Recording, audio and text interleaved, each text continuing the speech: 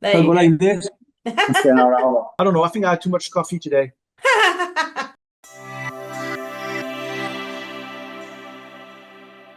Hello and welcome back. Today I am really pleased to be introducing you to Arnaud. Arnaud works, or he owns and founds Agriculture Box, and he trades under the name of Green Service.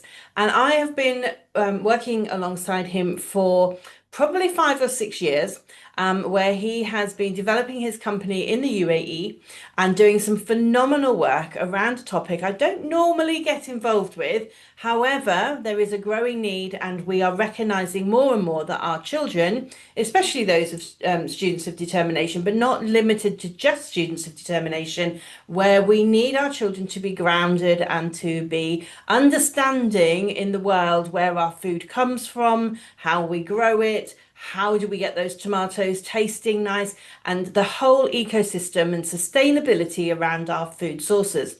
Now, recently I connected, reconnected with Arnaud, and we helped to install a urban farm at a few schools across the UAE. And I wanted to bring him out to a wider audience so that you know he is here.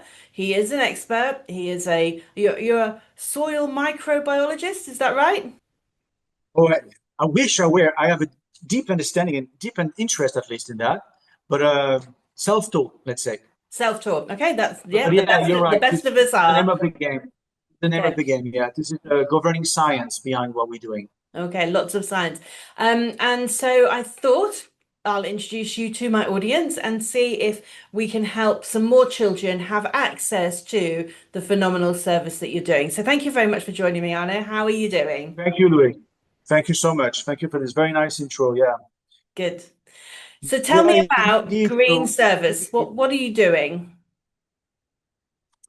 So we supply this turnkey urban farming solutions for schools, not only schools, also individuals, developers, hotels. But our school solutions are really, I have to say, no more established because we had time to think over it. We've been established over 35 schools now over the last 12 years. And it's not an easy proposition at first for schools. It's not easy being green, if you get the Yes. Muppet Show reference, right? Okay. You To have be to over be a 50 to certain understand that age reference. to understand the Muppets, I None think. of age. But hey, I'm French, Kermit, right? Makes sense. Yes. But for school, it's difficult because you see, they want to engage in farming inside the school with between the area environment, the lack of soil. The school is under pressure, scrutiny from the parents, the management. It's hard for them to engage in something like that, mobilize time, efforts, Yeah. Staff training, resources, student and training. they don't have the most of the time they don't have the knowledge, they don't have the resources inside, in house, and they've been paralyzed because they don't want to fail basically because everybody's looking at them, right? The parents are looking at them, they're like, so we supply this turnkey solution, which comprehends different modules. So we've got the growing modules, we've got compost modules, market modules, research modules. We give the school this comprehensive, really ecosystem. And we got with the center module, which is the Urban Farm Club module. So we also help them to structure a variable way to organize everything, to organize the circular economy inside the school. So it's a lot, it's a powerful proposition. It's a turnkey proposition. And when they do that right, because we need to follow, there is a certain process to follow. It's easy. We know what we're doing, and it's easy if we follow a certain format, right? A certain blueprint. And if they do that, they can unleash a lot of benefits of urban farming for schools. And this whole exercise, this whole urban farm could really become an asset, and I would say a triple asset. It's of course the educational asset. We all understand the implementation of this outdoor classroom concept with all the topics we can touch from natural science, biology, or microbiology, nutrition, cooking classes, but also history, geography, where the food's coming from, what the seeds are coming from. Very importantly, entrepreneurship. And we're very stressing entrepreneurship because entrepreneurship will be linked to the market module. Because when you have a market, when you have a deadline, when you have parents coming, getting the products, getting the crops, getting the superfood, getting the soil, getting the compost, the seed, the seedlings, even the turnkey solutions, you create a tension. It becomes something professional. Everybody starts to understand why do they need to recycle the kitchen waste, the carbon-based material, because they need to enhance and improve the yields, because we need to have sufficient crop, good quality crop for the market. So this is all, everything starts to make sense, right? Yeah. So entrepreneurship is really important in this whole thing. Yeah, it's Sorry, I'm going all phenomenal. direction, but No, yeah. you're fine. You're very passionate about it, which is why the conversation just flows so easily. So schools need to start with a small premises. Yeah, outdoor, terrace or Mhm. ground floor. Mhm. We will need to check the premise, of course, because we need to have enough sun. If there is no natural sun, if there's no sun, no sunlight, that won't be possible. We need Plants to have don't at grow least, very well. yeah, unless we grow mushrooms, but Okay, we need so at we least need we four need a hours of. relatively small piece of an area. And then do you dig into the ground or do you give boxes for them to grow in? What do they grow the plants in? The systems are above ground, so it doesn't matter if we are on solid ground, if we are on sand or even on grass. It doesn't really matter because we bring Okay, the turnkey. We are above awesome. ground. Some of our big systems have access to the ground. If we're on the ground floor, then we have different solutions Okay, from terraces fabulous. or ground floor. So it doesn't really matter. We come because we Okay, cannot see the signal, so we don't really trust the soil yep, that is there on the premise of the school because we don't know that soil. We don't know what's in that soil. What's his history, the legacy of that soil? What happened? Maybe yes. someone dropped a campaign like 10 years ago, and so we need to make sure we have good soil. We bring the soil, we bring our living soil. So it doesn't really matter. What matters Okay. for us is if we don't have enough space, then it's going to be very hard to have the minimum harvest required to sustain a market. Okay. And if we don't have the market, then the whole thing is wobbly. So we are looking at growing produce that we can then eat. So you need a piece of land, and all of the farming is done above the land because we don't trust the soil. We then work on creating the soil, which you call a living soil. So people can bring their kitchen waste and food waste, not cooked meats, not but peelings, vegetable peelings. That then goes into the compost. We teach the children how to compost and we help them to make the soil. But if you need supplementary soil, you can provide that. That soil, because we trust it, because we know where it's from, is then used to grow the plants. So, You then teach yeah, the schools absolutely. through that module. You teach them how to then grow the plants, and then through the entrepreneur module, you then market those products and sell them out to the families, or they can be used in school for further education and like you said, cooking classes. So you do the whole system from implementation right through to actually eating.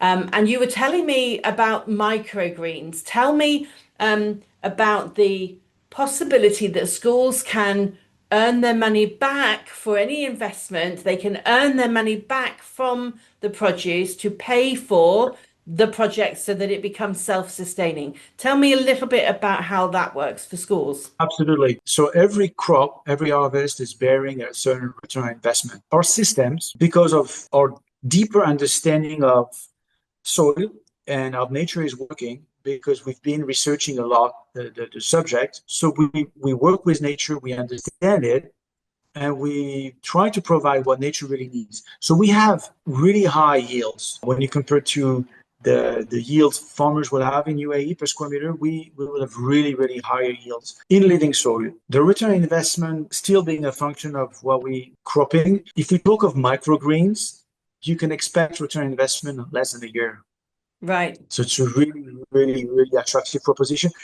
The thing is, we cannot be 100% microgreen. Some schools are, don't get me wrong, because that's what the parents want. Then we could be growing 6, 7, 8 different kinds of microgreens during the season on 6, 7 months.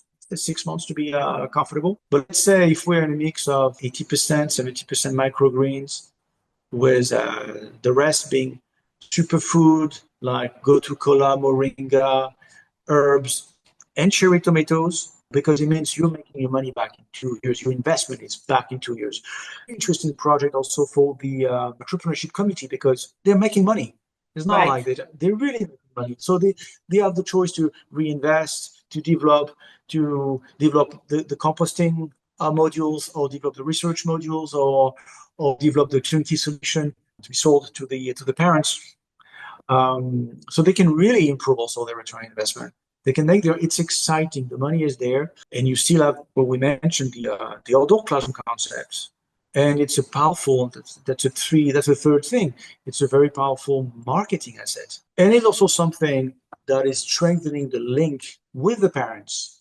Because during the markets where the parents are coming and will buy the crops, will buy again the seedlings, the compost, the liquid biostimulant, will be making it at school, all the turnkey solutions. The parents can also have, if the school agrees to it, we can also run workshops, lectures, and talks about self-reliancy. And then that's what you're mentioning. Hmm. It's also an opportunity for the parents to get educated and to do the same in their own villa. Right. And then Right.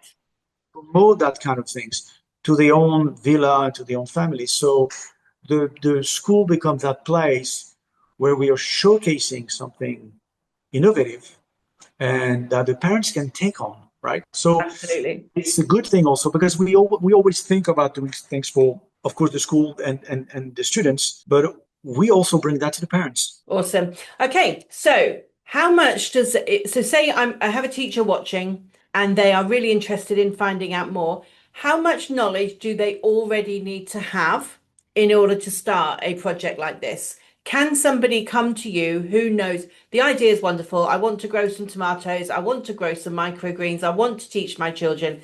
What would I need to know before I start? Can I be a complete ignorant person about Yes. growing? Yeah. Yes. Yes. Yes. What we need is just people willing to learn, basically. Right. Okay. People willing to learn. People willing to spend the time. Okay. Because And at to the end of the day, organize. yes, at the end of the day, it's about knowledge. It's about also commitment. It's not it's taking a long time to get those things done. The maintenance also is not that big, but it's about the organization. Right. It's about the organization. So it's Okay. really about the wheel. We can really help the school to get the proper organization because we need to link few committees to work together. We will give that knowledge through a guide, through infographics, through direct workshops to a couple of committees and to obviously some management and some teachers. Awesome. So they'll be able to replicate all this and make it work. But it's to put it that way, the differences between the school really, really successful with the tool and the school a bit less successful are the one who are just the organization, the one who've been very organized and can implement the blueprint we supply them. Awesome. And it's really about following the Awesome. blueprint.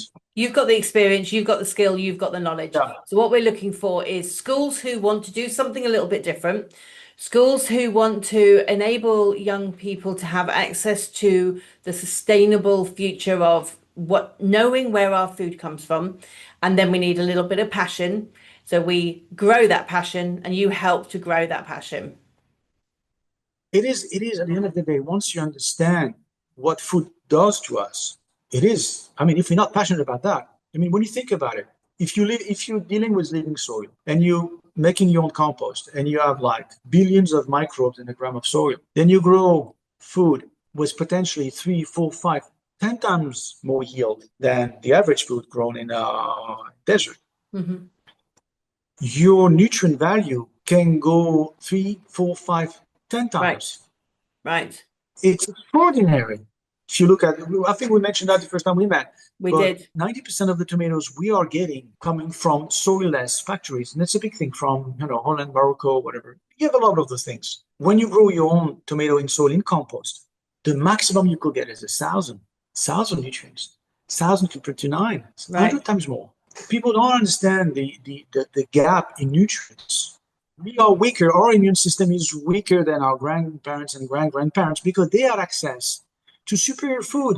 Now you Okay. need to have 10 oranges to have the nutrient value of what they had, of one orange. If we're not passionate about that, then well, there's no hope because and it costs way less. It costs much Sure. less. It's Sure. just understanding how it works. It's just working with nature and not against.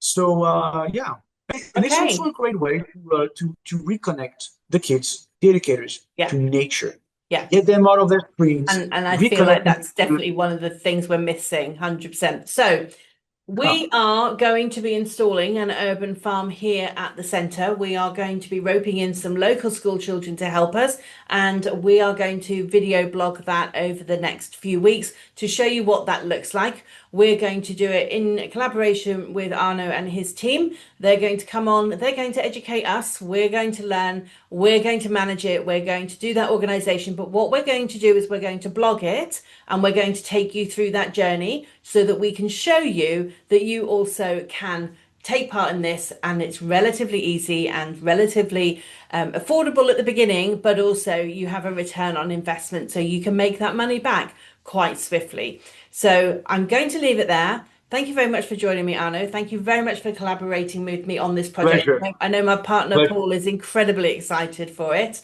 And like I said, follow the blog. Let's watch how we do it, and then hopefully we can have this system in more schools and give more children the opportunity to understand their food. Thank you very much for joining me, and take care, Thank and you I'll so talk much. to you again soon. Cheers. See you. Thank you.